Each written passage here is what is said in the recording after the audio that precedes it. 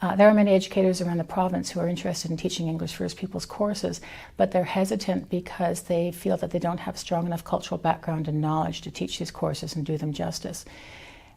We honor the fact that people have questions about their ability to teach the course, but we encourage non-Indigenous educators to engage in teaching English First Peoples courses, whether it's 10, 11, or 12. There is tremendous support for teaching of English First Peoples courses in the form of the FNESC and FNSA teacher resource guides for the courses. But it's also an incredibly powerful opportunity for teachers when they're able to talk with students and say, I don't have every answer to every question you might have in this course. We're both going to learn together.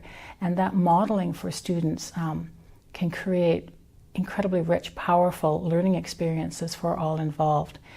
We ask of our students when they come into any class to recognize that there's something potentially that they can learn, to take thoughtful risks in their learning, to recognize they will make mistakes, and to learn from those mistakes. And that's the same thing we should ask of ourselves as educators in this province. So a teacher, perhaps a non-Indigenous teacher without the strong cultural background of Indigenous peoples, can think about that same framework if they're interested in teaching an English First Peoples 10, 11, or 12 course. When I was teaching both English 12 and English First Peoples 12, I had a non-Indigenous student taking both those courses in the same semester. And I asked her at the end, I said, what was your experience of those two different courses?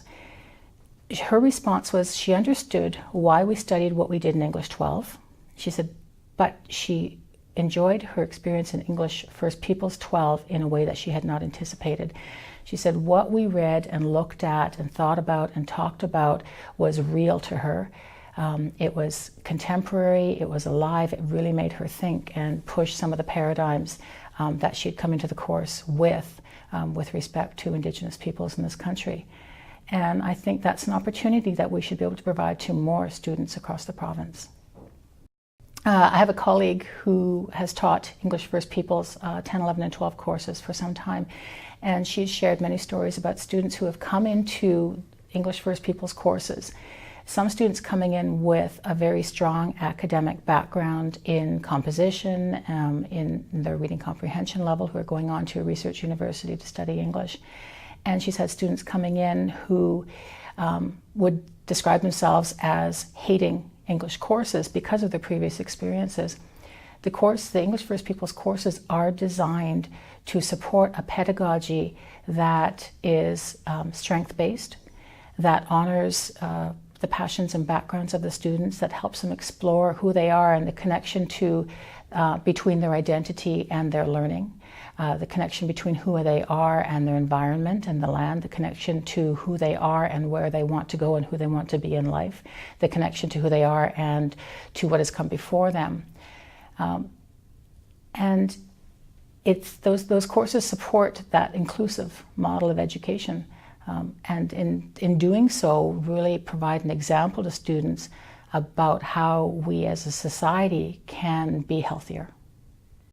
Indigenous and non-Indigenous educators who are interested in teaching English First Peoples courses might welcome the information that the teacher resource guides developed and published by First Nations Education Steering Committee and First Nations Schools Association have been revised and updated to reflect the changes in the BC curriculum and to reflect the rich explosion of Indigenous literature that has come into fruition in Canada in the last 10 years.